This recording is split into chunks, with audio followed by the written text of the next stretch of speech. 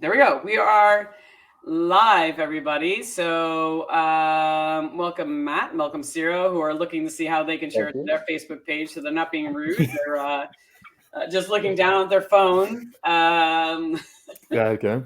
This is episode 40 of Celebrate the Brand Ambassador. I think it's almost been it's exactly 1 year since I kicked this off, or like a year and a couple of, so it's almost like an anniversary, I guess. So Oh, amazing. yeah, so thank you guys for being on this. It's been a lot of fun for Thank you me for the putting this invite. out there, and getting everybody and getting to know so many different brand ambassadors across the country. And and it was great. I met Matt. I met you at BCB, so literally this BCB. And Sarah, you and I have met a few times, but it's really an honor to have you guys both here.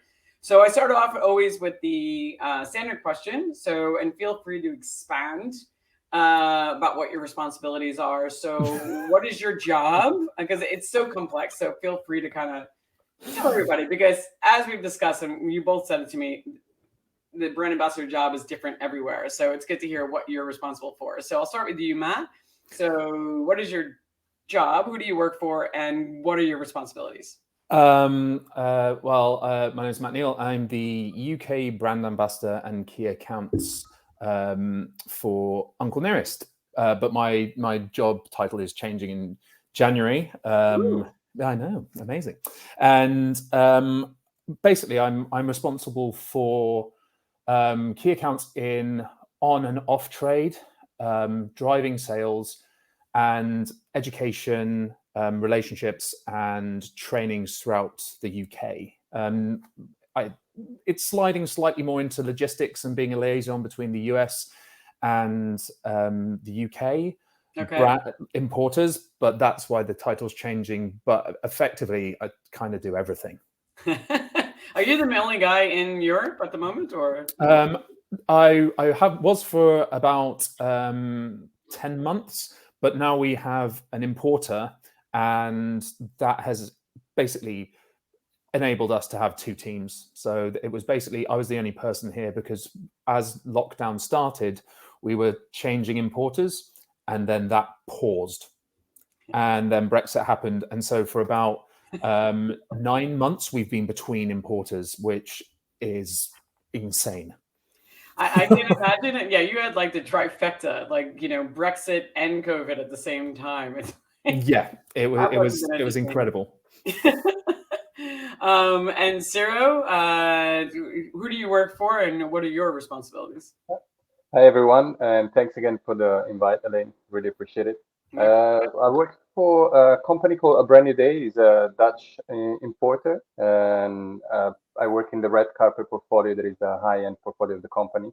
It's a small team, just three of us, and we work with brands like Woodford Reserve, Campari, Fernet Branca, Angostura, Luxardo. A lot of Italian brands. That's also why I started working with this company. At the beginning, for me, it was like a natural step after leaving the bar scene. And yeah, it's been like a challenging last couple of years. With this situation, it's like I was like moving towards more events in the company, and and so that was gonna be my key role in the red carpet portfolio. But yeah, because of the situation, it's been like kind of as Matt was saying as well, doing a bit of everything. It's like I do sometimes graphic design as well. I do I don't know deliveries, whatever needs to be done. You're the one-stop shop to have it all done. I do have to ask you, I didn't, because A Brand New Day is like such the oddest name for a import. Like it sounds like you're a holistic, like a religious, like we're like a cult. It sounds so uplifting. It sounds so uplifting. Like you're gonna like recruit me in, and like we're gonna have a brand new spiritual awakening. Where does the name come from? I don't know exactly where the name comes from, actually. I know that the two owners are two old friends. They've been working together for like about 20 years or something like that. The company is 17 years old, but they were already working before together for another importer. And then they decided to start their own company. I have to say, it's still like it's quite big now. They have more than 80 employees, but still they kept like the fun and the family vibe.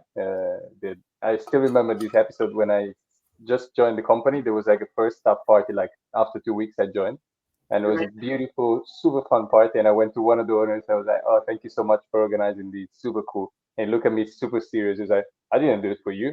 I'm having fun. This is for me, not for you." And I was like, "I love this guy, legend."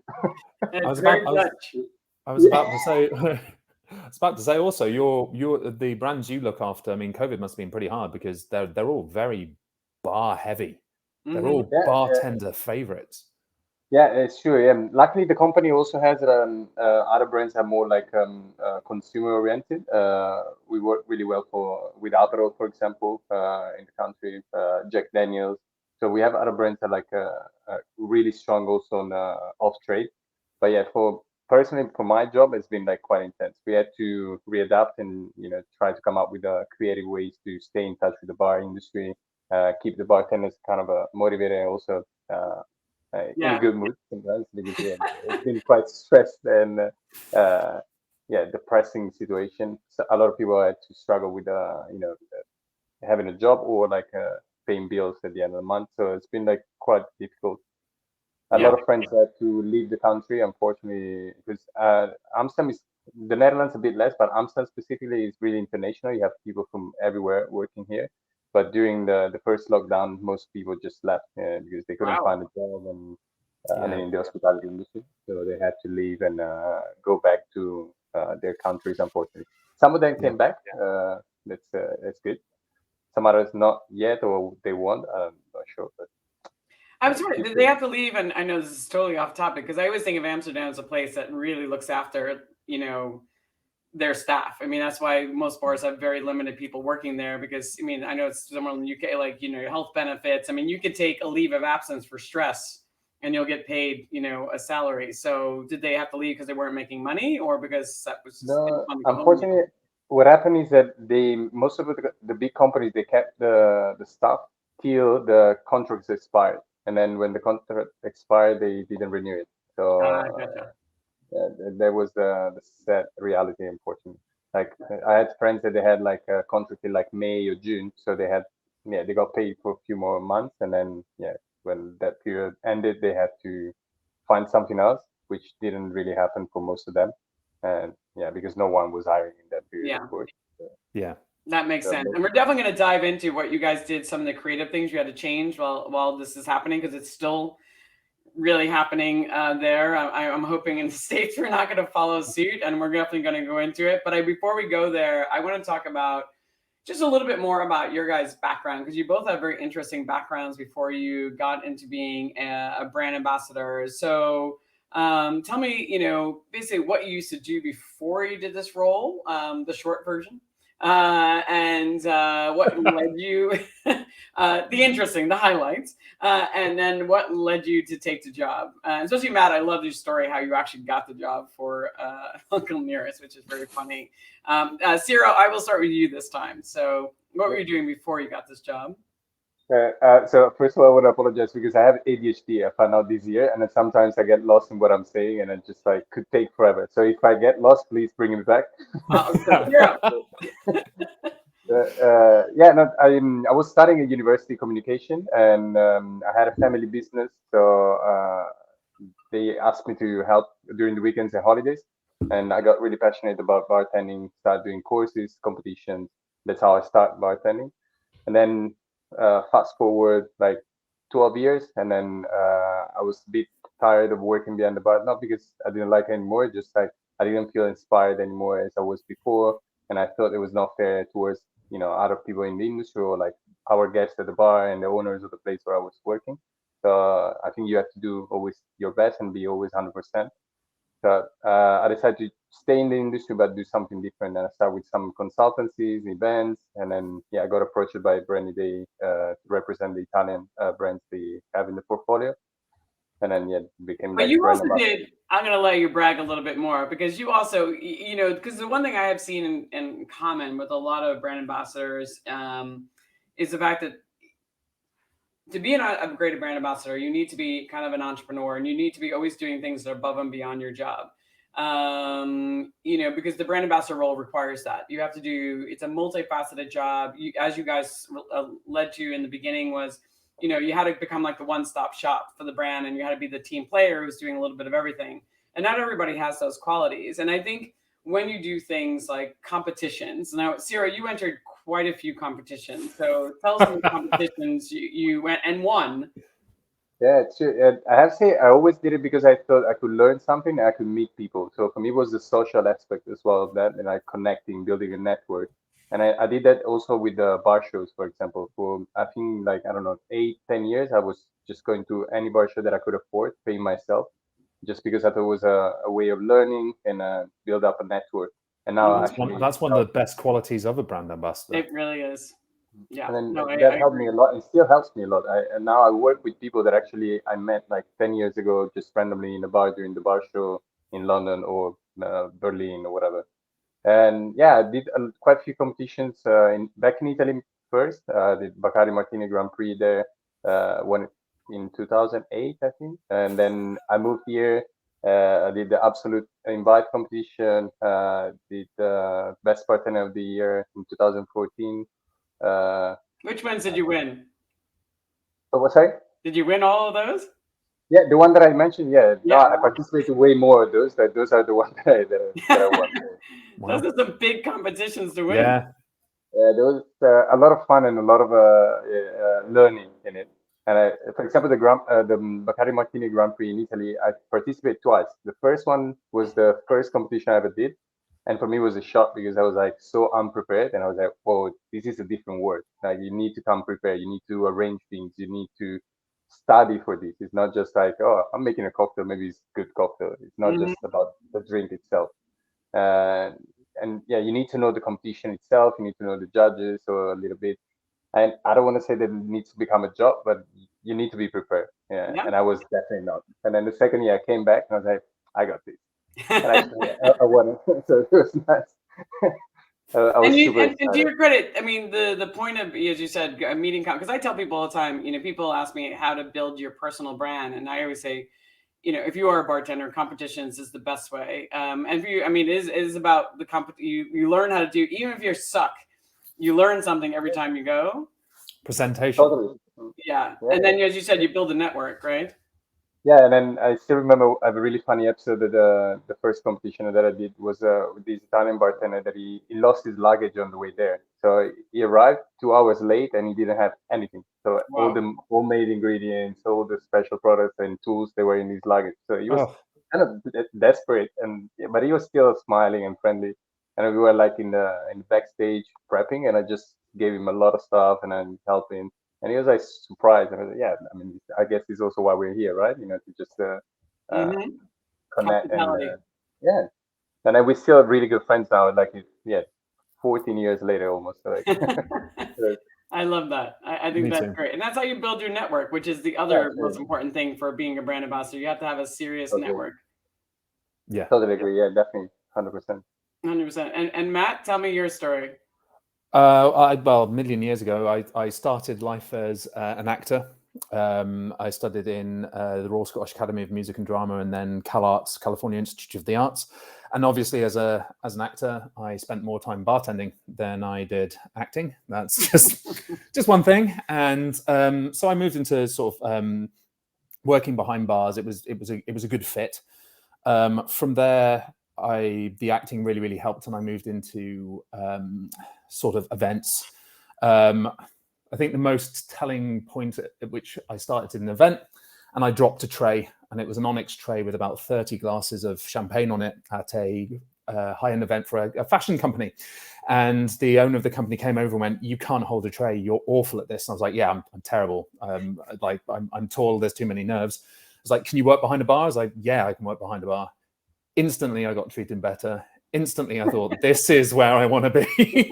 And from there, the skills that I had as an actor, the presentation, the service, my OCD, my absolute sort of wanting everything to be perfect, it just sort of helped. I started learning cocktails, started getting geeky into coffee, and then by the time I got to a point in events, I mean, I'd worked all the big ones. I'd worked Buckingham Palace, McLaren F1, a lot of private events, worked in Davos, the Financial Forum, did a lot of corporate stuff, a lot of NDAs, and it's exhausting. it was a lot of travel. It was amazing. People like, you're working in Paris. I'm like, I saw the inside of a hotel room and the bar. Yeah. And then I went home. I was like, you know, I want something stable.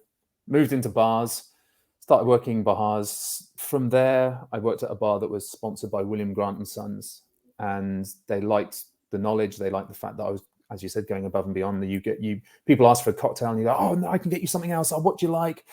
And it was all youthful enthusiasm back then. And they ended up picking up, and I ended up working for a small group of, for an agency that was a small group of people who basically ran what I've told you, what I call brand support. We would be hired by big brands to be ambassadors for their products whilst their ambassadorial team was there. So we could tell everybody about the products, sell products, work at all these different events, but their actual ambassadors could concentrate on the key people who would be coming to the stand. People who really it's the people who really needed them. So there'd be points at which you'd see somebody going towards, you know, the global brand ambassador for something, and you'd be going, no, this is my job. Come here, I'll tell you what all these are, while he talks to, you know, the owner of the whiskey exchange, or somebody who's invested in something, or running an event, or some high class bartender like yourself. It's so funny. I've never heard this system before. Like, I mean, I've heard like there'd be like promotional people there, but never like the guards. Almost like, you know, let me just take you people over here so they can, like the VIP people, like let me get escorted. Like, let me escort you to the global person. You people are you minions people just stay over there. It wasn't that brutal, but it kind of was. Yeah. And then when there was cocktail sort of events for those things, the brand ambassadors would have to do more talking than they would have to do bartending. So we'd end up making these drinks and really helping. And from there, I remember getting a phone call, and a friend of mine who was an actor had an audition, and he had to pull out of an event. And he asked me if I wanted to do it. And I was like, well, I'm not doing anything today. I went to this event, which was for a Tennessee whiskey company and called Uncle Nearest. And I loved the story and the liquid, but it was a one-day thing and they were just launching. And I was sort of like, yeah, it's good. It's really nice. I kind of got the story. I hadn't completely remembered it. I'd only been there about 2 hours. And unfortunately, somebody had all their luggage lost, and they couldn't run a masterclass. I can't remember the brand that cancelled on the stage. And they said, does anybody want to run a old-fashioned masterclass? If you're working for a whiskey company, we can use your whiskey in it. And the person who was bringing the whiskey in said, we can do it. Can anybody here do it? And I don't know, I must have felt really nice that day. I didn't even charge them extra. I was like, if you don't use the video as promotional material, I can do it, because I don't want to damage anything else I'm doing. So I got up, I did a masterclass about old fashions. I don't know how much I said about the brand, but I made a really good drink. And after that, I started working for them on the side. So along with everything else, and then but doing all of their events. And then after 2 months, the CEO came over and gave me an interview, which I half thought was an interview. And I started working for them as their brand ambassador in the UK, which was great because I'd been looking to get out of events for a little while, because it is exhausting. Mm-hmm. No, absolutely. Which is funny because that's what CIRO does all the time. But I forgot to ask you yesterday, did your friend ever like kick himself because you got the Weirdly enough, my friend is now an eco carpenter. He's not an actor anymore. It happens to a lot of us. He builds eco lodges around the UK. All right. Well, that's a big career change. Like, I'm pimping whiskey, you're building eco lodges. Yeah, I don't know. Different Both directions. happening in the world. Both happening in the world, exactly. In a different way. But I love that. All right. So, and can you continue your story? Well, I guess I'll switch up the questions a little bit. Now, CIRO, you're Italian. You are living in the Netherlands. Now, the one thing I know, since my husband lived there for 17 years, he always says that Dutch people are very blunt and to the point. They even have, there's less words actually in their language, so there's less words for them to express themselves as well. Whereas in Italian, who can be very passionate. So it must have been, when did you move to the Netherlands? And then what are some things you noticed in your cultural differences that you had to kind of adjust to? Yeah, I have to say, I think I notice it more when I start working for a Dutch company. So when I start being a brand ambassador, because when I was working in bars, most of the stuff was made by experts. Also the guests that we were having, most of them they were experts as well, or anyway, people that were used to like an international environment. So it was a little bit more common also to speak English and just normal, let's say. Uh, but when I start working for a Dutch company, also had, I mean, I deal a lot with international people, but still the company is Dutch, and then a lot of my colleagues are Dutch, or a lot of people I have to work with are also Dutch. So I notice a lot the difference, especially with emails and the way you approach people, or you write things. At the beginning, I was telling you yesterday that yeah, I think I was also like a little bit too detailed in my emails, so they were like too long and too much information in it. While the emails that I was getting back were like two sentences that bam bam. Okay, why? Sorry. And then at one point, my manager even told me, he was like, "Yeah, your emails are too long." He's like, "No one is reading all that." Like, I appreciate it. I love the effort, and then what do you put in it? But it's like we don't need that. So bullet points, just done, done, done. Those are the information we need. Otherwise, you're not gonna get approval. You're not gonna get people interested on board. Blah blah. Okay, I see how that works. So definitely the culture is quite different, and I notice a lot of times with I think Italians in general are also quite formal. So you like Greek people, before you ask for something, it was like try to connect first, and then you Mhm. Yeah. you get to that, you build it up. But here it's more like, okay, I need something, you have it, but let's let's get straight to the point. It's like Which is very New York, right? It's so funny because I didn't think of it because it was actually my husband who actually used to tell me like your emails are too blunt because I was very blunt. I'd just be like, this is what I need. And now my emails usually start like, hi, I hope you had a nice Thanksgiving. Like, I hope all is well and your family is great. And then I say all the things. And then to hear that, like the Dutch, who are much more like, just give me what you want. I need this. I think I finally found like a kind of a mix of the two, because I still have like, hey, how you doing? How was your weekend or whatever? I don't know. Yeah. That is always there. Or at the end, oh, have a great day, bye. But then the part that is the body, the really important part, is shorter and like more like bullet point, like Yeah. summarize. I think I need to do that to my emails. Yeah, but I was gonna say something. In corporate communications, you're not alone. That's the one thing I hear a lot of people struggle with because if you've never written corporate communications, you don't know that you're not supposed to write this like you want to explain yourself, right? And like the feeling behind the story behind it, and yeah, and then when you start receiving those on the other end, a lot of people, I literally sometimes I just delete them. I'm like, that's just way too long for me. Like I'm like, I just send a person a text. I'm like, just text me or call me because I'm not. I can't. And now what I also try to do is like try to see the other person, the receiver of the email point of view. So if before I was like writing a really long letter because I'm hypersensitive, I'm really emotional as well sometimes. So I try to give you all the background information, why I'm doing this, where I'm coming from, where I want to go. Then sometimes it's just like, okay, I'm sending this email to someone that it has a different kind of personality and more like direct, more structure, blah blah. So they don't need all these. And then I start removing things from the email. Like, okay, this is not necessary. This is not necessary. These I Do you can put in these other ways. Sarah, do you deal with both on trade and off trade? No, mainly it's on trade. Like Mhm. sometimes we do something for off trade as well, but it's like I would say like 5%. Right. Really, But you tailor now. You've started tailoring your emails to the type of person who's on the end. yeah, exactly. Yeah. It's a bit extra work also because I usually I first write the email and then I think about it. I'm like, oh yeah, wait. So I have to go. I go through again and say, oh, okay, yeah, no, adjust these, adjust that, cut these, cut that. No, which is very smart. I mean, I That's teach good. people in my brand ambassador course, like if you've received an email from the person, look at how they speak to you and respond in the same way. Like if they are more formal, if they're more casual, but if you're superior and they're being more casual, you still have to be one up. You still have to be a little more serious than they are. But yeah, you can respond to them in their language. Even when you're talking to them, you have to learn to mirror their language and speak to them in the same tone, because somebody's being really serious and then you're being way too casual. It doesn't come across in the same way, vice versa. If they're being very casual and suddenly you're so serious, they will be like, this person's not so much fun to talk to. Yeah. True, yeah. But I think that's a great skill also, to be able to adapt to the person you have in front of you. And I think for me, for example, helped me a lot when I was working behind the bar.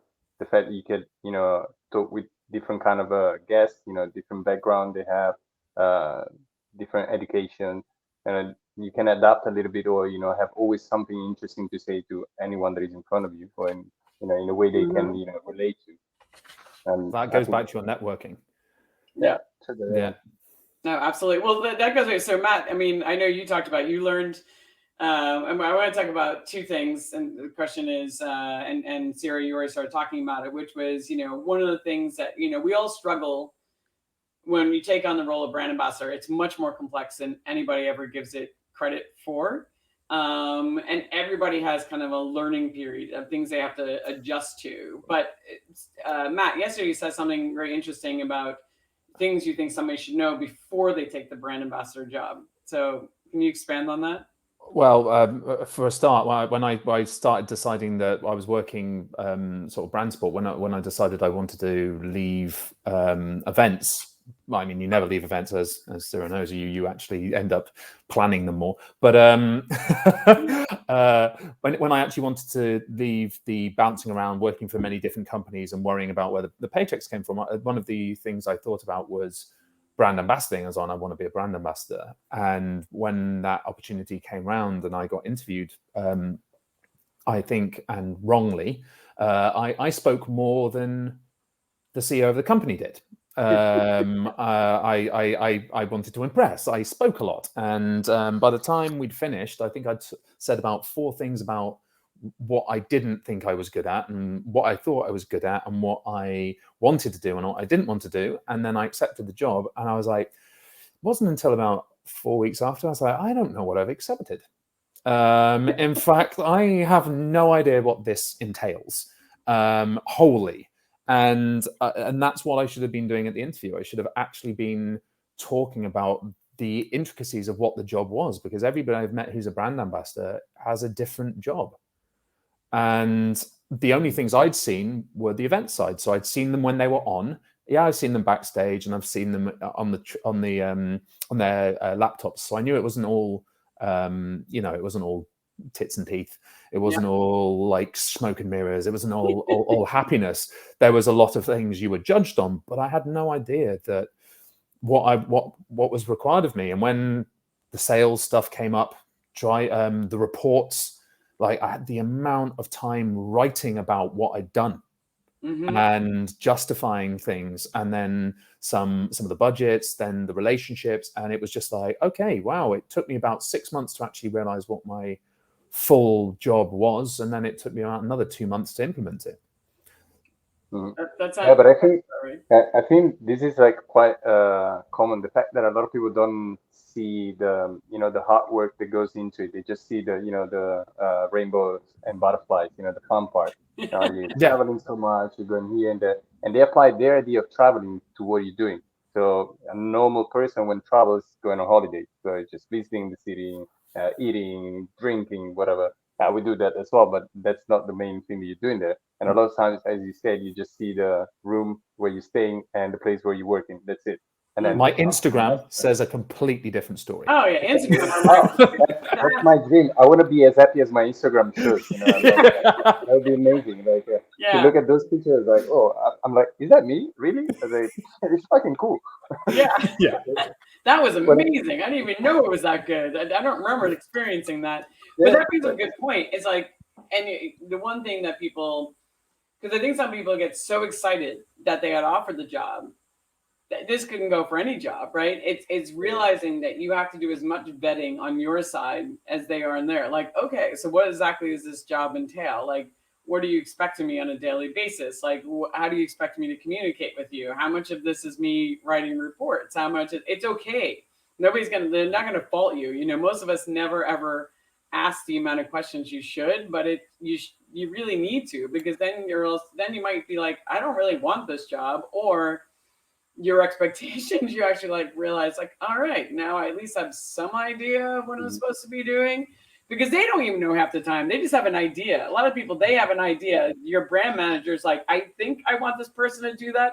I'm not really sure what it looks like, but it looks nice on paper. That's something I get all the time. Now I'm in the position I'm in. I'm talking to other brand ambassadors. I'm talking to other brands who are thinking, right, well, we kind of need a salesperson, a brand ambassador. We need to build our team. And they'll say, we're looking for a brand ambassador. I'm like, what do you want them to do? And it's like, well, we want them to go into bars. We want them to take our bottles in. We want them to negotiate pour deals. We want them to talk about, retros. We want them to talk about how we can work together with bars. I'm like, that's not a brand ambassador. Yeah, or what a bartender thinks a brand ambassador is. Right. So make sure you mention that. And it's about people knowing what they're looking for. It's also about people like, for me, I sort of fell on my feet, and I'm very, very lucky that all the stuff that was included in the role, I actually quite liked. And I really enjoyed learning new things and great things. So it wasn't terrible, but if I'd known of it earlier, I could have really prepared. Right. Well, how did you overcome? Because you said, didn't you meet somebody at some point? Somebody who was worked. Yeah, my flatmate was the brand at the time. He was the brand ambassador for Chambord, and his job was probably at that point the most brand ambassador person, stereotypical brand ambassador person I knew, because Chambord is a party liquid. His was cocktail development for the brand. His was presentations. His was parties. His was just all of that stuff. He was exhausted, and he was larger than life, but that's what he did. But he saw I was freaking out, and he saw I didn't really know what was going on. So he asked his friend, who was the head of advocacy at Brown-Forman, if he wouldn't mind having a word with me. And 6 months in, and the guy was like, how long have you been doing this? And I was like, I've been doing it for 6 months. We met up for coffee. And he's like, so you haven't got a clue what you're doing? I was like, no, not one. And he's like, it's okay. It's okay. Keep faith. People will ask you what they want you to do, and you're going to have to learn like that. And just know that it's not your fault. So just keep going, and don't be a dick. Yeah. It's like, great advice. I was like, okay, I don't think I'm a dick. I don't think I'm a dick. But I actually realized that, like, I've kept that piece of information, and I've suddenly realized that you have to work at not being a dick. I mean, I love it.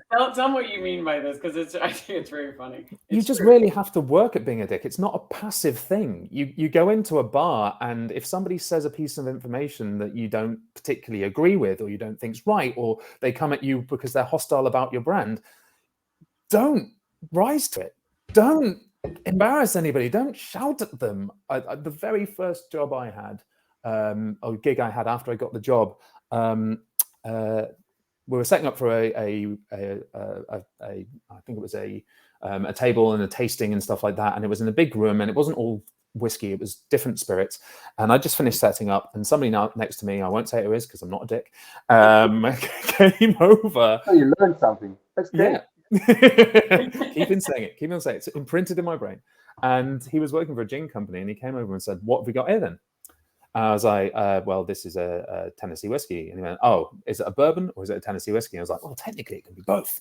One's a federal law, one's a state law. And that sort of went over his head. And he was like, so is it a bourbon? I was like, yeah, it can be classified as a bourbon. He's like, oh, so it's 4 years old. I was like, oh, no, it doesn't have to be 4 years old. If my favorite story is, it could come off the still and you could put it in an oak bucket and walk it to the side and tip it into a glass and it'd be there's your bourbon. It's amazing. He's like, no, I think you're wrong. I was like, oh. Okay, I don't think I am. He's like, look, if you're going to start selling stuff, he obviously knew I was green. I was very excited. And he's like, if you're going to start selling stuff, you should really do your research. Bourbon has to be 4 years old. I can get my laptop and bring it over here, and I can show you if you'd like. I was like, no, it's okay. You're right. Do you know what? I think I would definitely say yes. Yeah, show me, please. I need to learn. I need to educate it myself. Please show me. It was my first day. I was like, okay, no, you're probably right. I think I'm getting mixed up with the bottled in bond or some of the rules that came in later, in 1962 with Bourbon Act. So, you know what? I'm probably wrong. I served it, and my boss turned around after he'd left. I was like, he was wrong. I was like, yeah, I 100% know he's wrong. It's like, but you could have told him. I was like, the show hasn't even opened. What joy would there have been me embarrassing this man? Yeah. Like, bring your laptop over. I'm going to embarrass you. I'm going to tell you exactly why you're wrong. And by the way, you're going to remember me and my brand, and you're going to think I'm a dick, and you're going to sit there the entire festival and not say a single thing. I do still dream, though, that he's gone home. He's looked at his laptop and he feels crippling guilt and anxiety. I really hope he did. Otherwise, he thinks that you were the ignorant guy working that doesn't even know his shit. I was ignorant. Well, I'm going to give you. I'm going to share a story of brand ambassador Dickness, and I won't say the name because he's still a friend of mine, even though he did this thing. And I said to him, I was like, dude, that was such a dick move. So he was in a cocktail bar and doing his thing, and he just done a big education session, and he ordered a cocktail, and he did the thing you just should not do. He sent the drink back. He asked for a 1/4 ounce more simple syrup. If they would just mind that, could you just give me a 1/4 ounce more simple syrup to like fix your drink, because it's just not balanced. And he was saying these words to the bartender, who, and you can see the bartender's face being like, nope, I'm not having this conversation. Like, wow, how dare you come into my house? And it was a pretty prestigious cocktail bar, and like tell me that you need, that my drinks are not balanced. And it just came across all wrong. And next thing you know, people started texting everybody, and it went like, it was not good. I was like, dude, you just drink it, you suck it up, and you drink it, and you tell them it was great, and you walk away. I'm like, if it's not going to hurt anybody but you.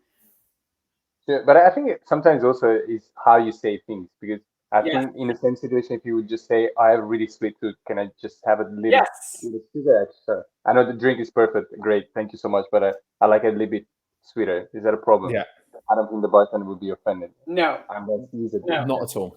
It's when you say, I think you just didn't make it balanced, and I just need I think a 1/4 ounce of simple syrup. Like, yeah. If you said it like you, then it would have been fine. Like, I've said that. I'd be like, actually, I like my drinks a little more tart. Do you mind if I just have, like an extra lime? Like, I've said that, just like I have I like them a little more sour. This is perfectly balanced. I just like mine a little, but yeah, no, that was just a fine line. It is a fine line. It really is. All right, so let's talk about. All right, so you guys, and I'm crossing my fingers that it's not going to come this way, but Europe has been in lockdown multiple different times, and so let's just, like, for the world, just expand. Like, where are you right now? And CIRO, what's happening in the Netherlands right now? Yeah, we have a mild lockdown at the moment. The bar and restaurant have to close at 5 o'clock at the moment, but 5 p.m. Yeah, but a lot of places actually they're not opening at all, because for them doesn't make any sense. Some restaurants, they still opening, and they manage to do at least lunch, and they kind of getting they survive, let's say. But yeah, a lot of bars, they're not even opening, and some actually decided to stay closed the whole month and see what happens in January. So they just saw a lot of posts on social medias, like people saying, yeah, unfortunately with these conditions we're not able to open, so we rather stay closed till next press conference and see what the government is gonna come up with. But at the moment, unfortunately, we're not able to serve you guys, so yeah, we're gonna stay closed. For them, it's cheaper like that than actually opening and closing. That's crazy. Yeah, it's a really bad situation at the moment. I have to say it's also unexpected, because the Netherlands was doing pretty well, and this happened already twice. That I think once they reopened everything too quickly after the summer, and then we had like a spike, and then they had to slow down and go back and put in place again a restriction. And then now again they were like really optimistic about how the old situation was going, and then everything was kind of running smooth. We had events again. Clubs even were open, even if they had to close at midnight. But yeah, it was like different, but still at least like kind of a decent. And then we had like the worst spike in since the beginning. Like the maximum new cases that we had last year was 11,000 a day, and then now we are over 22,000 a day. So it's double. It's very crazy. They had to do something, of course. I understand it, and health and safety is our first priority. But I don't know. It's definitely really another hard hit for the industry. It's amazing. I mean, if people make it out of the third round, it's like you really are a tough business, because I don't even know how you survive a third round and lockdown and going through the holiday season, which is a big season. No, I have to say also that what I found really impressive is like how you manage the stress, because I think everyone in this society is handling a level of stress that has no precedent. I always struggle with anxiety in my life, and I had it since I was a kid, and I think it's related to the ADHD that was undiagnosed, and then now I know I'm doing better. And I see a lot of people that before they were like super cool, super chill, and now they're super stressed. And I recognize a lot of symptoms that I had before. But a lot of business owners, they still show up and they still, keep fighting, even if it's like, really difficult. And I think in our industry, what we usually have to do is also like put a smile on the face of our guests, right? Or people coming to our venues or bars, whatever. So it's like you have to put aside your own struggle, your own problem, and try to be an entertainer. And I think it's really difficult at the moment, when you're not sure if you're going to be able to pay the bills and then keep your bar open, your restaurant open, and pay the salary of your employees. I don't know, and still, showing up and doing your job with a smile on your face, I think it's really, really admirable. Yeah, I don't know. It is an incredible thing, and to be honest, I didn't think we'd be having these kind of conversations again. I just kind of thought we were like, all right, let's move on. Matt, what's it like in England right now? Well, after hearing that, it's really confused. The language that's being used around the Omicron,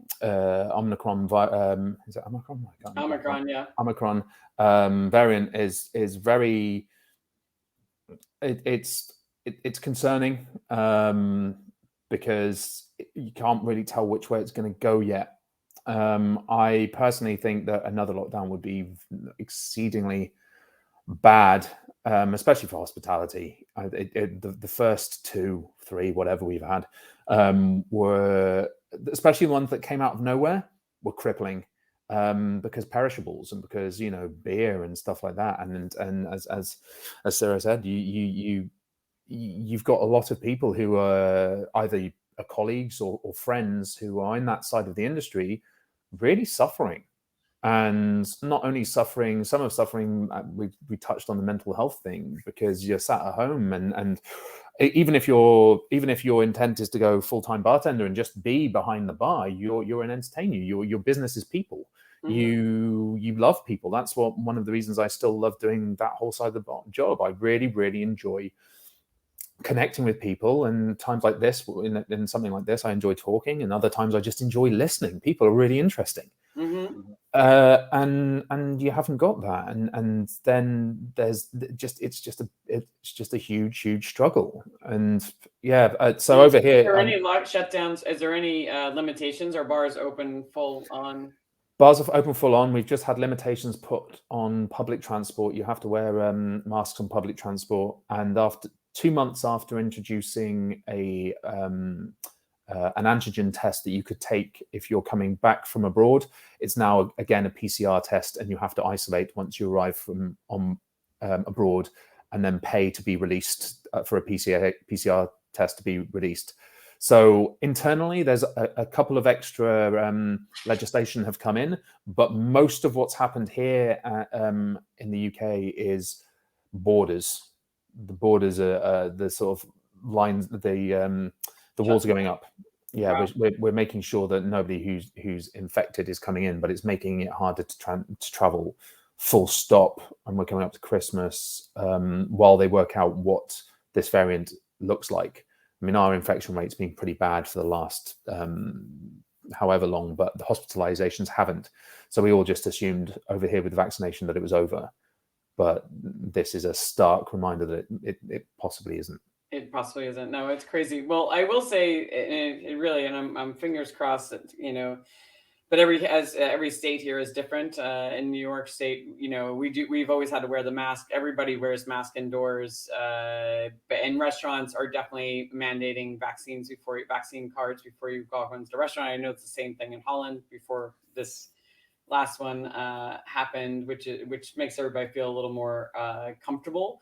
But I will say some of the, I hate to say benefits, but there has been some creativity that has happened because of the pandemic. I mean, doing shows like this, I wouldn't have done it, probably if we didn't have a lot of the audience at home, learning, people getting used to being on Zoom. And I know, Ciro, you did some pretty creative programming while this, the hardcore shutdowns happened at the beginning of this. You want to talk a little bit about that? And do you think you might do them again?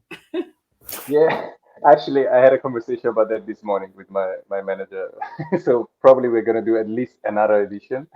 So the best practice that we came up with, it's called the bar tours. So what I was saying is that as a former bartender, what I was taking my inspiration and my knowledge from most of the time was like traveling and going to other countries, like I don't know, UK to London or New York or Berlin, bar shows, meeting other bartenders, go to other bars and see what they were doing and what were the new trends. And but now you can't do it. You can't travel. You can't have that source of inspiration. And I think it's like a big a negative side, of course, for bartenders. So how we can make it possible. So we came up with this idea. Actually, I have the boxes here. I'll show you. Wait. Yeah, go for it.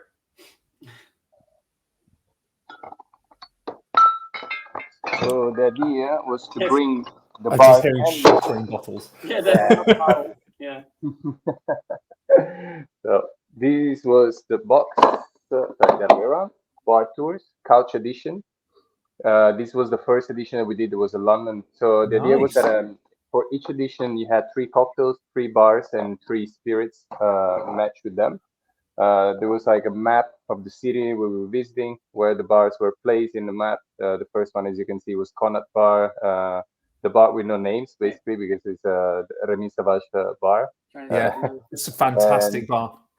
Yeah, and Saturn's Whiskers. And then inside you had a little leaflet booklet with an explanation of the project, the recipes of the cocktails, story of the bar, a little this Giorgio Bargiani, the bio of the bartender, and then you had the 3 cocktails inside.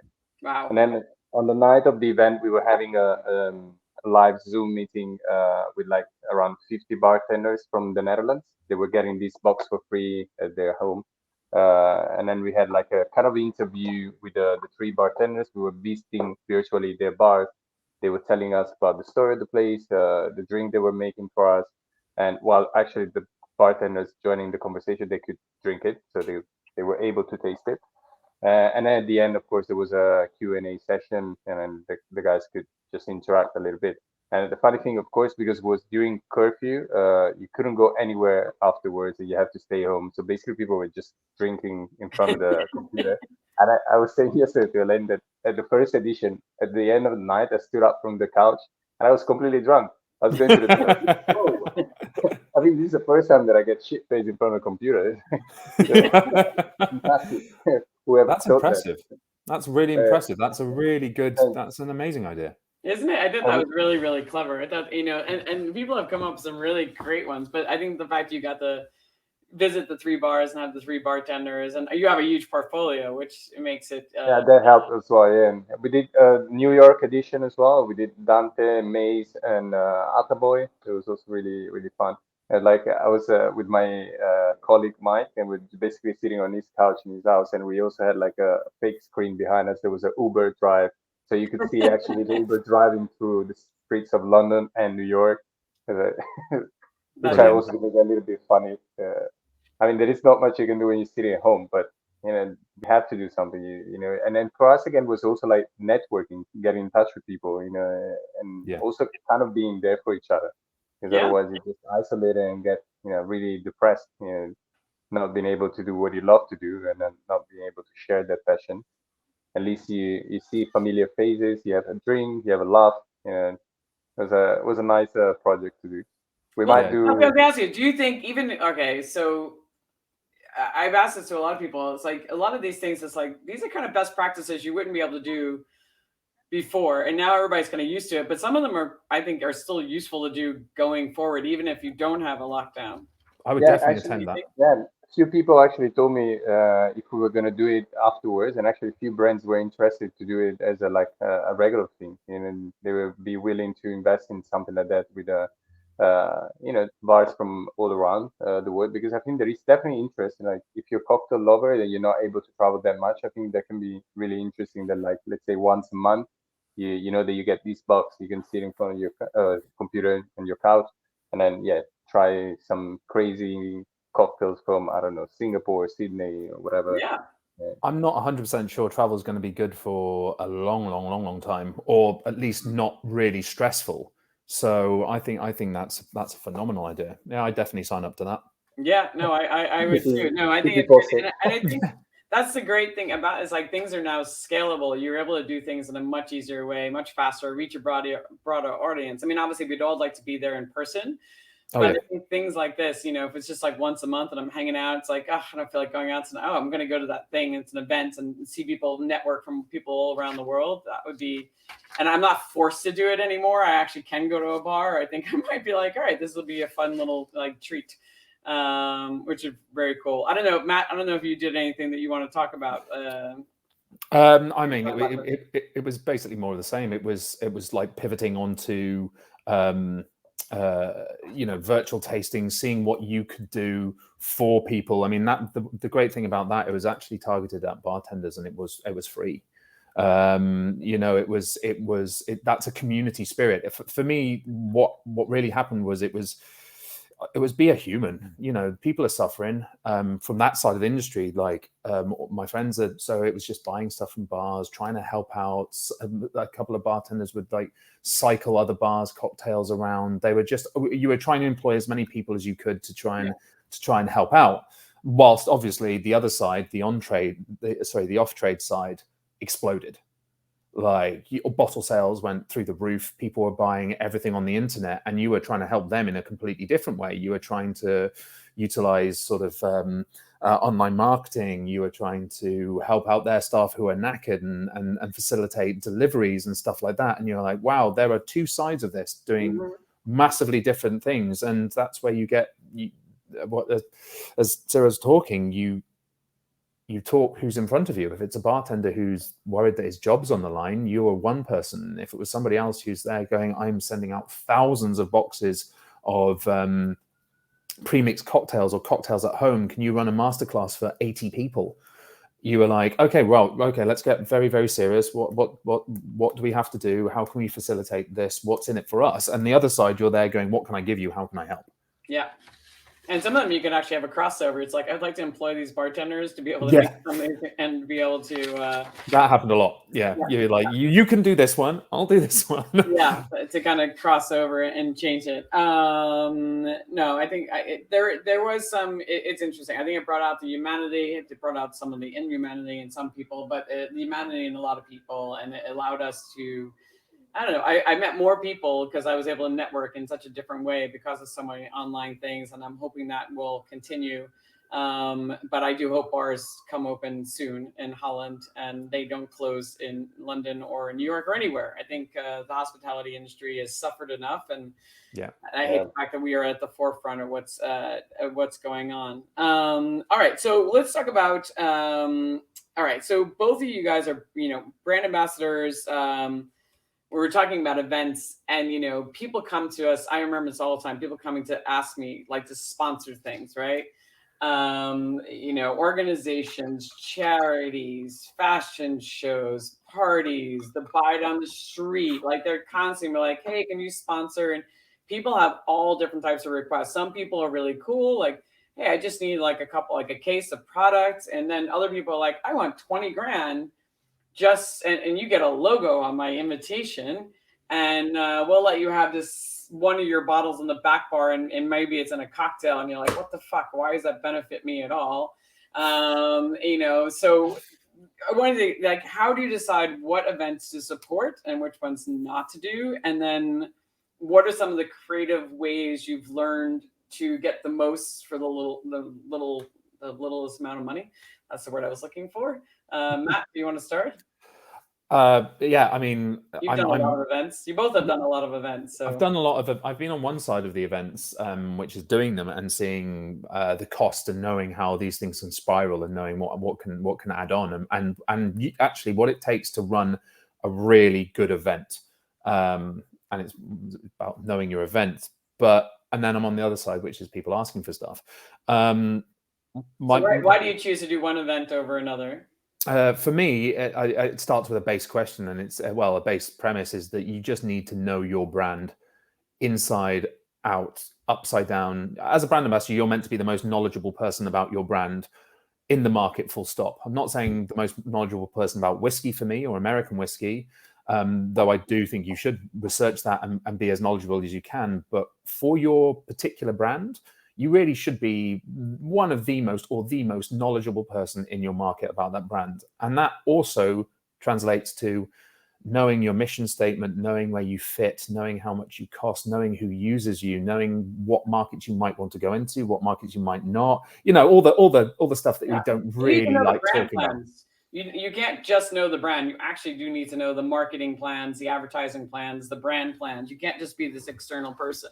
No. And then once you know that, you can sit there and go, what is the return on this? Is it bottle sales? Is it social media? Is it giving back and helping?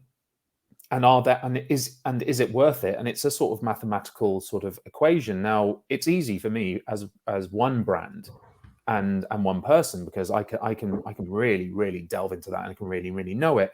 For me, you mentioned charity. People come and ask for charity things, and if it's under a certain amount, I'm absolutely fine. I think it's great. We've done quite a lot of charity, and that fits in with our brand. We do a lot of charity work. If it's whiskey tastings and stuff like that and getting liquid to lips, then it's a bit more, well, how much does it cost per unit to get there? And what do I think the return's going to be? And it's a bit mercenary, but it goes like that. Because our bottles are pretty expensive, they're not massively bar heavy yet. And that's something we're going to expand on. But I know when I start having those conversations, it's not going to be financially massively viable, because we're going to have to run support for people who are going to need GP and stuff like that and need to make money on this. And we're like, right, okay, well, is the amount of exposure we get worth the cost that we're doing? But as I said, I have one brand and I know exactly where it sits, sort of like premium wise, and who would like it and the markets we want to go into. I have no idea what it's like with a portfolio of brands and a lot of people who have all got those different ideas, because I've worked for a lots of brands, and I've run big parties for Jack, and theirs was about, and Fernet Branca especially, giving back to the bar industry. And you're sitting there going, wow, all this money's disappearing.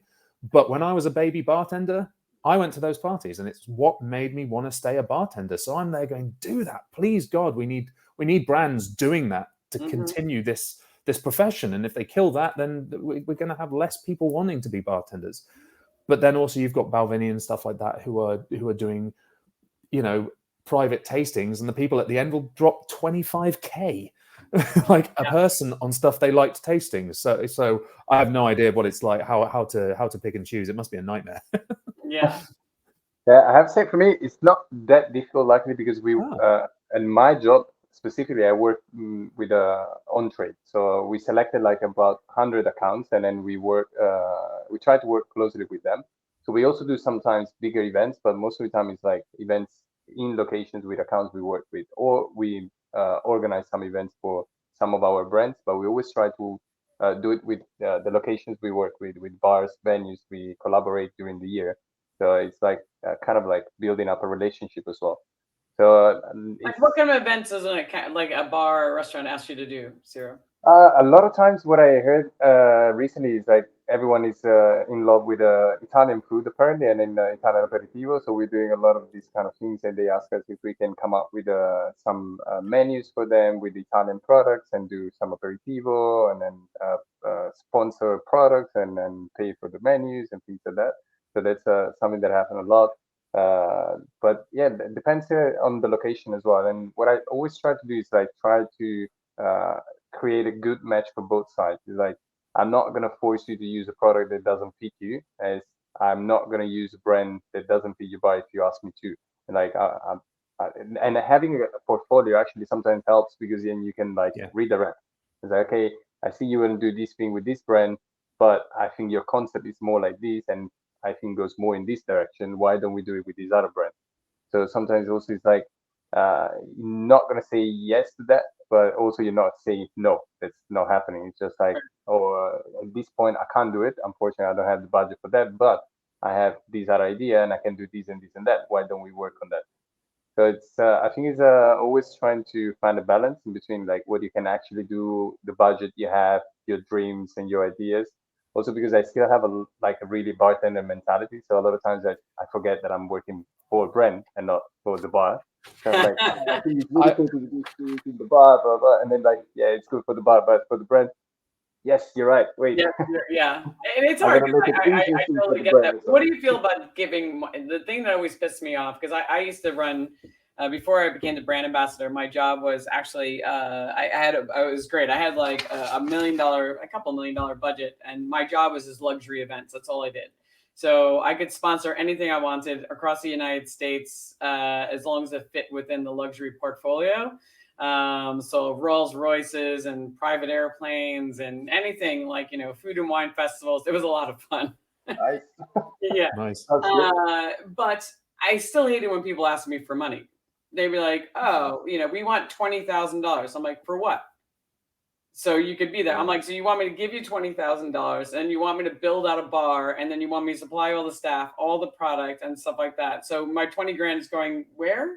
They're like, well, you get a logo. And I'm like, fantastic. And like, you should be honored to be in our event. I'm like, no. Thank you, but no. Yeah, no. I mean, I used to come up, my negotiation tool was this. I said, I'll make you a deal. I'm not giving you 20 grand. I said, I'll give you 5 grand. I said, obviously, but I will spend 15 grand and build a lounge. Like I used to create these like luxury lounges, and I will spend the money on a lounge that's going to enhance your event, and you will agree on but it was, so that way it's enhancing my brand. It works for me. I think my budget is limited. So if I give you 20 grand, then I have no money to do what I want to do. So, and to do a cool activation. So I'll give you this, and then I will spend the money on your event, but in my own way. And that was one way I got around it. I don't know. So I don't know. I think that's really smart, yeah, because at the end it works for both sides, and your brand is gonna definitely have an advantage compared to the first option. Yeah. And then also the event itself at the end is gonna have like an extra value. That was some of the ways. I don't know. Do you guys ever give money, like just money, or like is it all product and? No, in my case, yeah, we don't have a huge budget in general. Like sometimes for specific projects, like let's say Old Fashioned Week, then we have it, or like Negroni Week. So there are some projects that we have budget, but then it's like for a specific thing. But in general, yeah, we had sometimes requests like that, and yeah, I told this episode yesterday that happened to me once. A company, I'm of course not saying which one, but we had a meeting with the marketing director, and then it's a really global big company, and then they were like, oh yeah, that's how we usually work. So basically, you have to give us 10K, and then we decided how we're gonna use it, and using your brand. I was like, okay, so basically, let me get. I'm not sure if I got it. So I'm paying you 10,000 euros a year, and then you will decide how to use it, when to use it, if you use it. I don't know, but I have no say in that. It's like basically yes. Okay, I think that I'm gonna thank you for your time, and it's been a pleasure meeting you. But I don't think we have much more to say to each other, and unfortunately, the way that our company works is not in line, and I can't help you. And but thank you very much. I think you were smart in that decision, Matt. I mean, do you guys have a rule of thumb?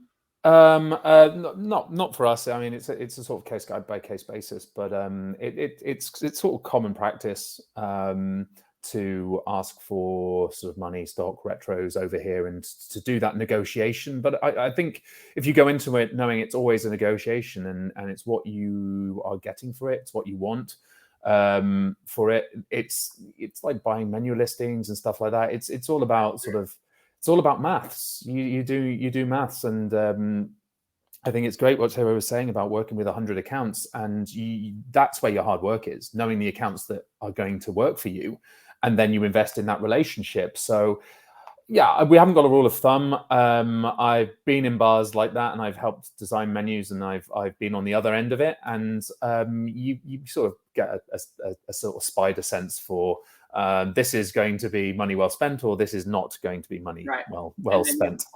Well, actually, talking about that, I would love to hear more about. Actually, it's one question I've never because UK is a pay-to-play market. England is a pay-to-play market. So yeah, how do you how does that work? Because it's illegal here. So yeah, completely. I mean, that was one of the first things when just before lockdown in I think it was about September 2019, we had the American team come over here, and when somebody first just said it blatantly outright, it's very businesslike. This is how much it would cost. This is the volumes we think we could do.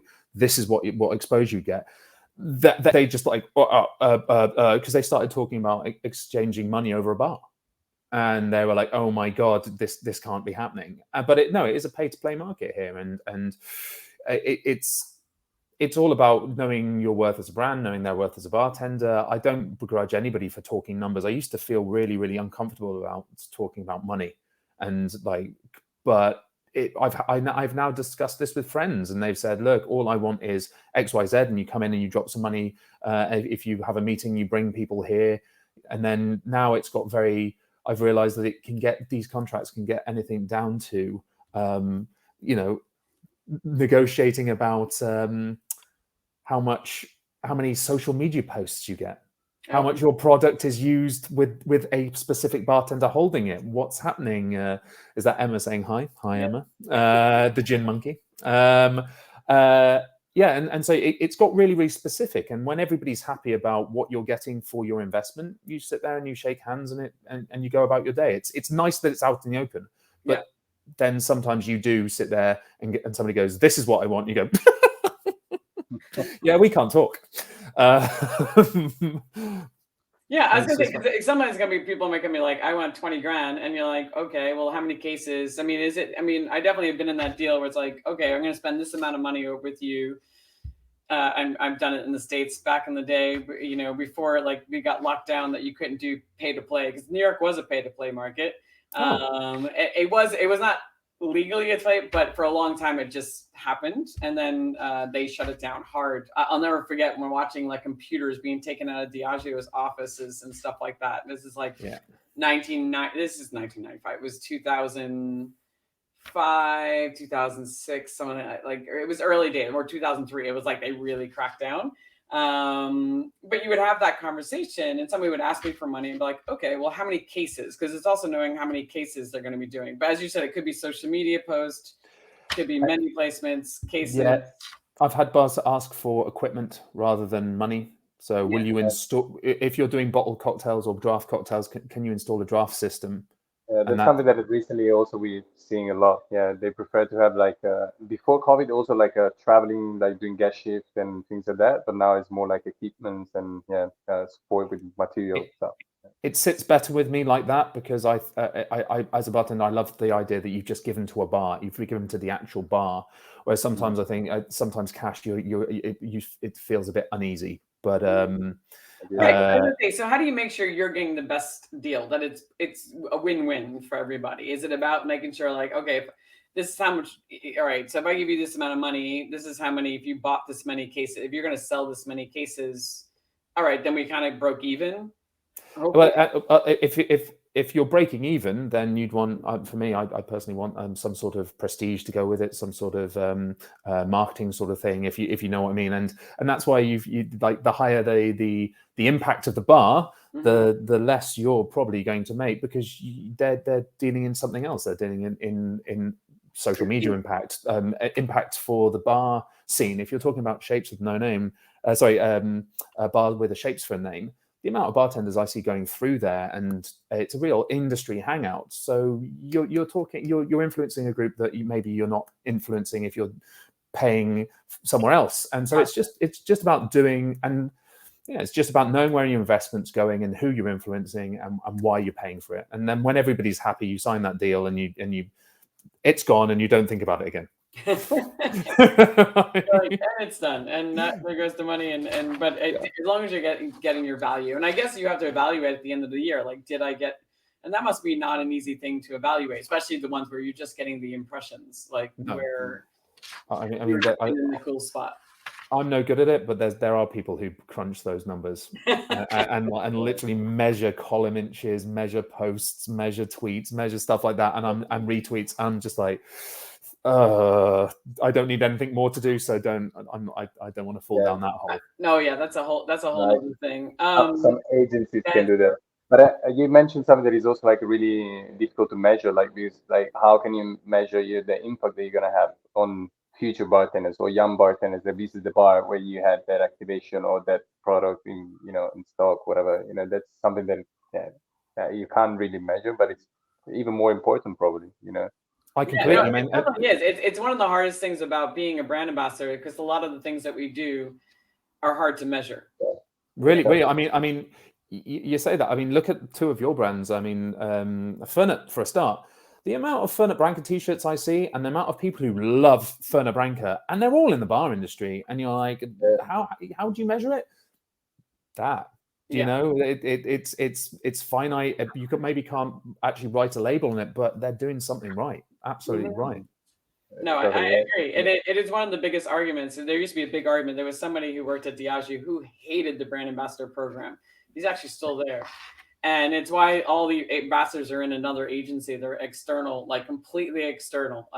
They have it's because he would kill that program every day, all day, because he's like, I can't measure it. And he's an old school, like really old school. He's an old white crusty dude.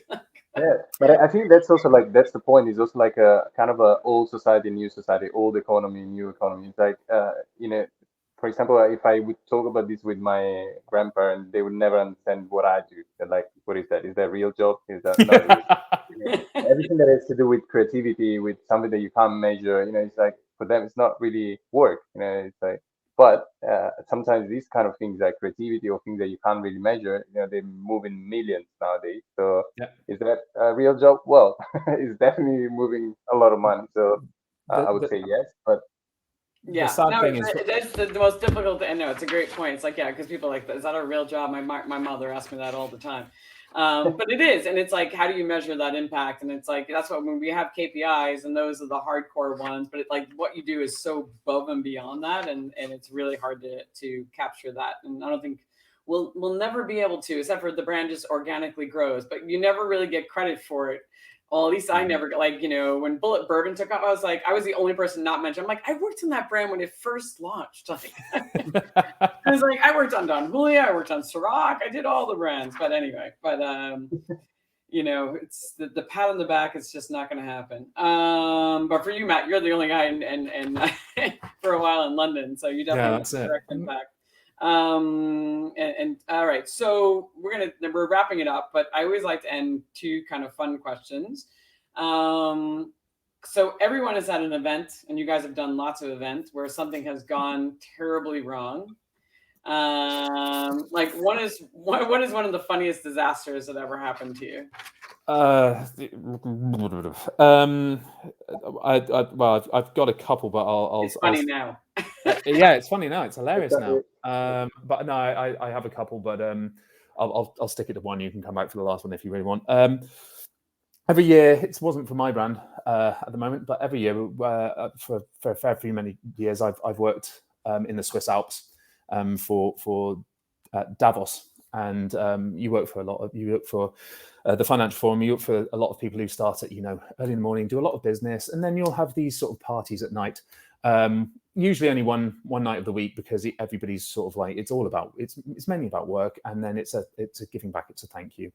And I one year it was on a Friday night. We set up for this party. Everything arrived. We set up for this party. We absolutely smashed it. It's a brutal shift for Bartender, because we finished at 1. It was unbelievable music. Everybody had an amazing time. At the end, we're stood on empty bottles of stock. Your drip trays turned into an ice well, and you're just like, okay, my OCD couldn't even help this. We just got slammed. It was weeds all the way. It's brilliant. And then you have to prep for the next day, and it was like 2 a.m. finish. Started juicing, started prepping all the coffee machines, because they're coming in at 6. And yeah, like, oh my God, we got through everything, sent the bar team home. Everything was perfect. And we're like, okay, great. Well, tomorrow is just all the high ups, the CEO board, everybody comes in, they have a thank you sort of drinks, and we're done quite early. And we're like, okay, well, we're broken. Let's go home. Sent all the team home. Myself, bar manager, and the venue manager, we're in the cab back about an hour back because you can't stay in Davos Central because it's so expensive. And we're like, I've forgotten something. I'm sure I've forgotten something. And he's like, yeah, I'm sure we have. We went through the checklist again. We're like, we haven't forgotten anything. It's all good. It's absolutely all good. Woke up 10 a.m. No messages, nothing. We're like, oh, we did a good breakdown. Great. Got in for the next event. There was a crossover, and we're like, brilliant. Set up. The bartenders were in, and they'd set up at the stations, and they go, brilliant. All we need is stock. And I was like, yeah. Oh, there wasn't a delivery on Saturdays. They delivered it all the night before, and we'd split it and used what we used, and we'd left the rest outside in -15. And we went running out. And now I've never seen spirits freeze, but everything had ice crystals in it. All the single malt, I do it in my trainings all the time. I tell people that if you get something cold enough and it's non-chill filtered, it goes really cloudy, like seaweed, like swamp water. We had these beautiful single malts that were like cloudy and like gelatinous, and we're just like, oh. The only things that didn't freeze were Monin. The Monin syrup was still liquid. How is that possible? We're like, okay, that's amazing. And Bailey's. Wow. And so we ended up serving. You've never seen a turnaround so quick. We were set up for like a champagne reception. Suddenly, it became a milkshake and espresso martini bar that was just pumping out anything that could have Monin in it, anything that could have Baileys in it. Wow. And these CEOs were like, oh, great idea. Amazing that you turned it into this sort of fun party thing for the end. God. And we're like, frozen Dom Perignon in the back. Just going, oh my God. Oh God. Oh, that just broke my heart. The thought of frozen Dom Perignon. Zero? That was brilliant, Matt. I love that. That's hilarious. I mean, now I'm sure there was now. I can imagine the sweat just like. I think my brain kind of filters all the bad experiences, and I just kind of forget. So I was thinking about that for a while, and I can't really remember like something really bad that happened. But there is something that I find really, really funny. That we were doing this activation where we were doing foraging with bartenders, and that project was not mine. I was just supporting, and then the person in charge apparently kind of screwed with like invitations and then organizing a few things, like the bus that was going to take us from here to the location that was like in the middle of nowhere in the center of the country. So there were a few things that were not going well that day, and I was already like, oh, I'm also like perfectionist, OCD. Like I was like, how is that possible? There is no food on the bus. There is no water on the bus. But the funniest thing was that we're supposed to be like around 20 people, more or less. A few didn't show up, but at the end we were like 10. But the bus, for some reason, was like one of the huge 70 people buses. We saw this bus arriving. I was like, no, this can't be ours. This can't be ours. I looked at it, it's like, brand day. I was like, fuck. And the guy, 10 bartenders were like, oh, guys, you guys have a lot of budget. I was like, yep, that's it, guys. That's how we treat you, Choose your seat. You can move around. You can do whatever you want. It's like your bus. And still no food and no drink on the bus. So we drove for like an hour there and back. And then the guys were just like, just chatting, whatever. But, the funny thing, there were like 10 people on the bus for 70. Like, wow. Amazing. Really weird. But funny. I was gonna say I had runs like I ordered. I learned this very quickly about language. In Miami, a lot of people speak Spanish, and I ordered. I needed 20 liters of lemon juice. I ordered in Spanish. Lime is limon. So I got 20 liters of lime juice, and because they were like, it's limon, I was like, no, the yellow one. They were like, oh, they're like, yeah, we don't do that. I was like, what do you mean? It's just one of those things. And the drink definitely did not work. Sometimes you can alternate it, but it was with Scotch worked very specifically with lemon and not lime. Yeah, that was like finding limon. But yeah, I learned my language lesson very quickly then, that limon. Now I had a Lost in translation. worksheet. It became the yellow lemon, not the green lemon, yellow lemon. And but yeah, I've had many, but that was one that always stood out in my brain. All right, so to wrap it up, if you could give one word, like everybody learns some important life lessons while you're on the job, that you wish somebody had told you. If there's any life lesson you would like to share with other brand ambassadors who might be doing the job that you kind of learned the hard way, or that you just think, this is they should know this if they don't know it already. Ciro? I think it's about, we mentioned it during this chat. I think it's about also not having a clue. And what I always felt, I've always had this kind of imposter syndrome, and I was like, oh, these people are so much better than I am. They know so much more than I do. And then through my career, my life in general, I just realized that most of the time it's not true.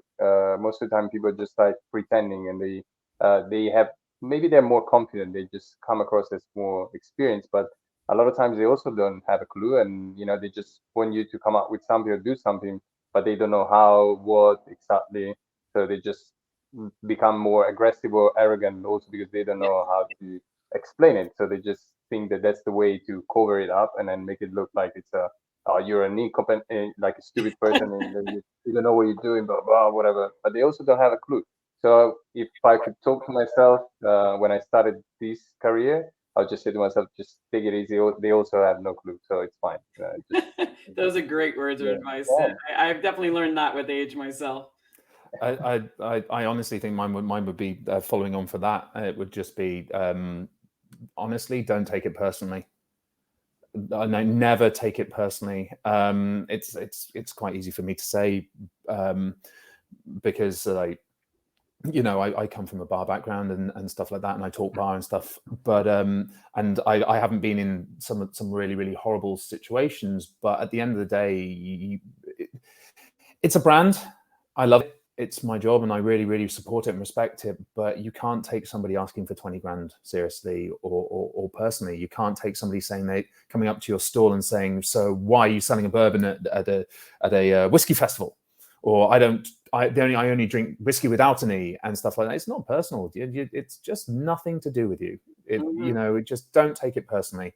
And I think if you can connect to that and not take it personally, then you start having fun. So when people start negotiating with you, like, oh, this is fun, we can trade things. Or when people want to do events with you, like, do you know what would really work? What would really work is if we do this. And sometimes it doesn't quite work, and you're like, oh, but that was so cool. We nearly did it. We'll do the next one. As soon as you start taking stuff personally, you can get really stressy really quick. Yes. Stressy? Yeah. Did you say stressy? Yeah. I talk drivel sometimes. We learned a few words today. Stressy. No, I think that's great, because I used to take things very personal, like about the brand, because the brand does become part of you. Yeah. Especially when you work for a few brands, and I would be offended if somebody like insulted the brand. I'm like, I don't own this brand. Like, it's not my brand. Yeah, at the end, you don't get shares at the end of the year. Exactly. If it sells, I'm not getting any. I don't get any of it. So I should stop taking it so personally. But I think those are great words of advice. And imposter syndrome is something we've had a lot of conversations on the show about that, and it's something I think a lot of people, I including myself, suffer from. And yeah, learning that, like, you know what, you're doing the best you can, and the other person, they probably don't know as much more. They just are more confident because they might have been doing this a little bit longer, and they might know a little bit more, but most people still figuring it out, and which is fine. And I think just owning it. Sometimes I'm just like, you know what, I don't know exactly if I'm doing this 100% correct, and I'm just sharing that with you, and I'm just gonna figure it out. I've been just doing add more sugar syrup. Exactly. Well, gentlemen, this was a lot of fun. Thank you so much for coming on. Thank you. And it's really great hearing all your insights and all your stories. So as I mentioned, this will stay on Facebook for 2 weeks, and then it's also on YouTube, and then it's also on my website, Duff on the Rocks. It's like there's a whole channel there called Celebrate the Brand Ambassador. And Amazing. eventually it will be a podcast. But thank you for being my episode. Fantastic. It's a Thank pleasure, you and so I hope much. I see you both in at an international event at some point soon. Would be nice. I hope so. Ciro, I hope so too. Thank you so much, guys. I might be in London soon, so I'll hit you up, Matt. Well, yeah, please drop me an email. I'd love to go out and take you around. And this is the other thing that's great about our job is you get to know people everywhere. It's just Definitely, fantastic. that is the best, Totally one of the true. best parts of it. Well, have a great evening. Thank you so much. Okay, thank you. Bye bye. Ciao, guys. Night night.